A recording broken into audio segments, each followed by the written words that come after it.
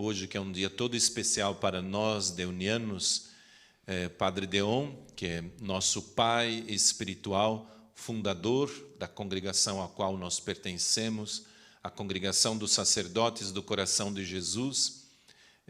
Hoje, então, nos vestimos de branco com motivos do coração de Jesus, porque para nós lembrar do Padre Deon e fazer memória da sua história, não só nos faz bem, nos faz lembrar também do tempo nosso, no qual nós não só fomos ensinados nessa escola, mas fomos educados. E é sobre educação também, educação e família, o tema desta quarta noite da Semana da Família. Mas antes de ir para o tema da educação na família, nós vamos meditar sobre a palavra de Deus, que sempre tem a primazia. E da palavra de Deus, desse evangelho, que é uma lição para nós, até por isso que este livro aqui se chama Lecionário, de onde aprendemos as lições para a nossa vida e principalmente na Eucaristia, de tantas lições que nós poderíamos tomar da palavra de Deus. De hoje, nós nos fixamos nos últimos versículos do evangelho de hoje. De novo eu vos digo, se dois de vós estiverem de acordo na terra sobre qualquer coisa que quiserem pedir, isto vos será concedido por meu Pai que está nos céus. Pois onde 2 ou 3 estiverem reunidos em meu nome, eu estou ali, no meio deles. Interessante, né?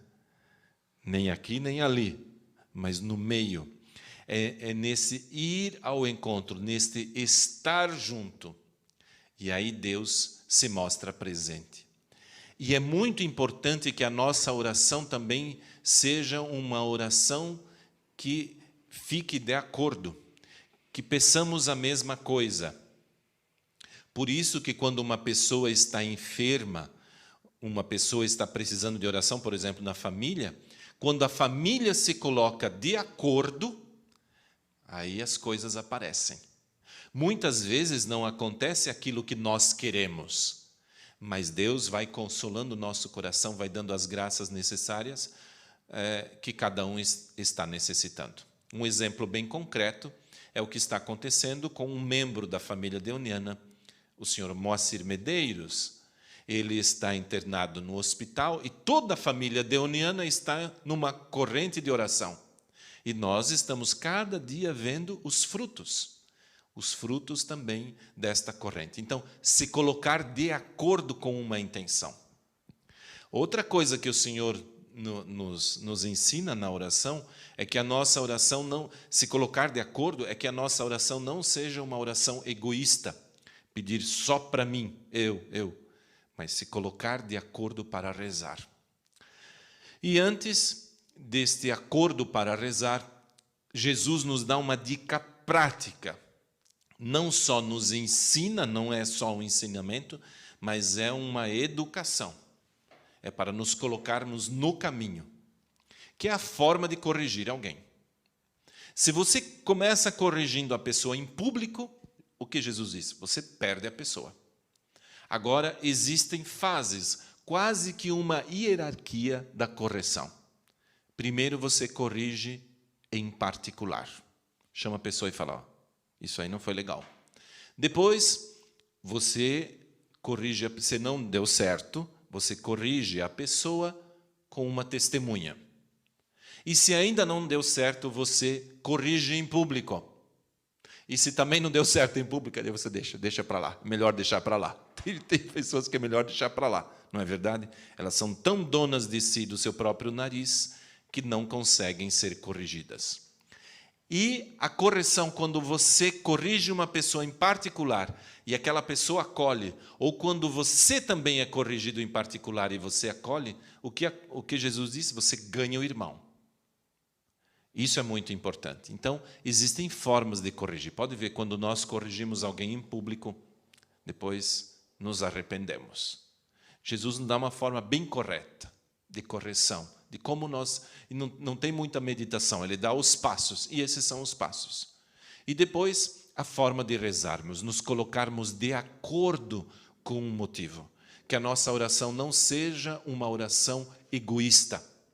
E onde 2 ou 3 estão reunidos em nome do Senhor, como o que nós estamos experimentando nesse tempo, em que as famílias se encontram ou em torno a um celular, na TV, vendo as missas, participando da Eucaristia, de uma forma mais acompanhando do que participando.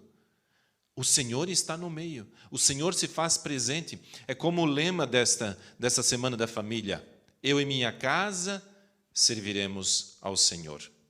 Nós poderíamos dizer, como falei no domingo, eu em minha casa servirei ao Senhor, dentro de casa, tornando a família uma igreja doméstica. Mas aí nós vamos para o tema desta noite, que é família e educação. É muito importante diferenciar o que é educação e o que é ensino. É uma tarefa da escola ensinar, mas a tarefa dos pais educar. A escola não tem a obrigação de educar, ela tem a obrigação de ensinar. É um dever, ensinar. Se o aluno vai aprender, é uma outra história, mas ela coloca à disposição todo o ensino, todo o conhecimento que foi acumulado na humanidade, até hoje. Na matemática, na nossa língua, na geografia, na história, nós vamos ter conhecimentos que vão favorecer, claro, na nossa educação. Porém, é dever tanto do pai e da mãe educar. E agora, muito mais do que em outros tempos, os pais não só estão educando, mas também ensinando, porque em casa eles precisam ajudar o filho, a filha, que está tendo aulas online. Então, esse dever passa num período, claro que extraordinário, também aos pais. Os pais agora também estão ensinando ou colaborando no ensino. Então, educar é algo mais ainda. É formar a pessoa. E mais do que colocar a pessoa numa forma, a educação dos pais, que é uma coisa muito delicada, que não existe uma escola própria de dizer, olha, faz assim, faz do outro jeito, é uma educação para a maturidade.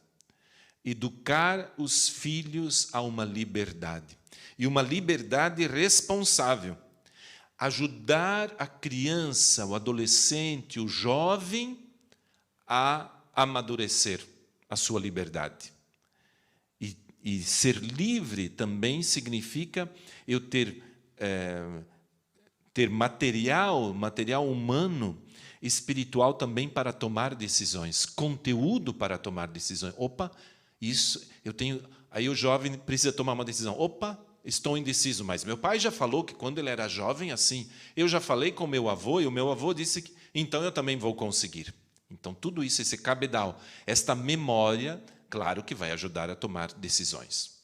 Nesta educação, algo que é fundamental, e os pais, principalmente nesse período da pandemia, que tiveram que ficar mais tempo com os filhos, não sei se aprenderam, mas perceberam que é necessário, que para todos nós, não só para os filhos, mas os filhos mais ainda, porque os pais têm essa responsabilidade de educar também com limites.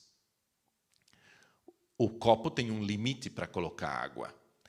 É importante que tenhamos todos nós limites. E os filhos precisam também se educar também com limites. É importante o limite. Não precisa ficar 24 horas online. Não precisa ficar 24 horas na TV.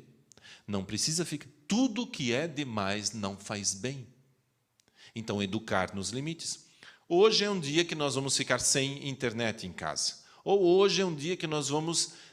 será uma noite lúdica para nós e vamos jogar, sei lá. A família deve ser também criativa, mas criativa também para trabalhar e educar os filhos nos limites.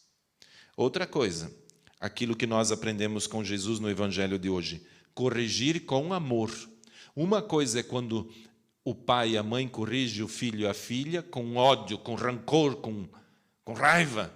Outra, depois nós vamos conversar. né? Se você percebe que a ira subiu, depois nós conversamos, ou talvez um outro dia até, mas não corrigir com ira, corrigir com amor. E uma das coisas que é uma dificuldade também dos pais para com os filhos, quando os filhos exigem uma maturidade, os pais, melhor dizendo, os pais exigem uma maturidade dos filhos que eles não têm. Algo que é próprio tanto das crianças como dos adolescentes e dos jovens é a imaturidade. Não são adultos. Então, há certa tolerância com atitudes imaturas. Nós, adultos, tantas vezes cobramos atitudes maduras de crianças, de adolescentes, de jovens. Podem ter momentos, e que bom que os tenham, porque significa que estão amadurecendo. Mas é próprio dessa fase, nós também passamos por esta fase.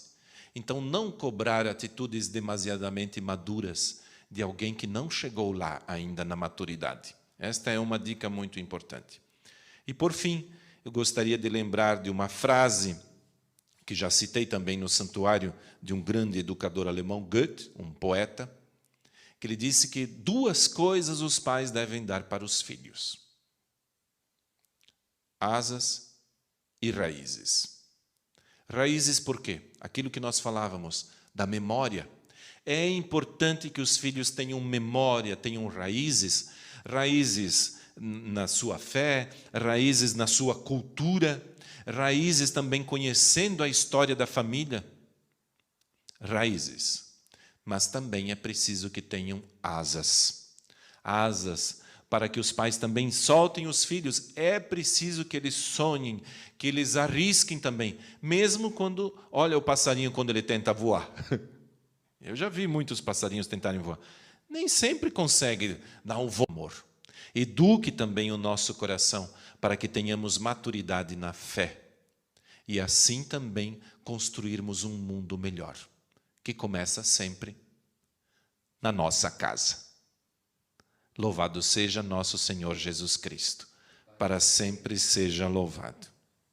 Vamos, antes do nosso ofertório, fazer a nossa consagração de todas as famílias ao coração de Jesus. Se você tem uma imagem do coração de Jesus, uma vela, e nós temos esta imagem aqui na capelinha dos Padres do Coração de Jesus, queremos consagrar todas as famílias a este coração que tanto nos ama. Ó coração divino, nós te louvamos e te bendizemos, porque no berço de Nazaré assumistes e consagrastes a família humana. Somos agradecidos porque nos chamastes a participar deste santuário sagrado, a nossa família. Movidos pelo desejo de seguir-te, consagramos as nossas famílias ao teu divino coração. Abençoa, ampara, guarda e protege nossos pais, mães e filhos.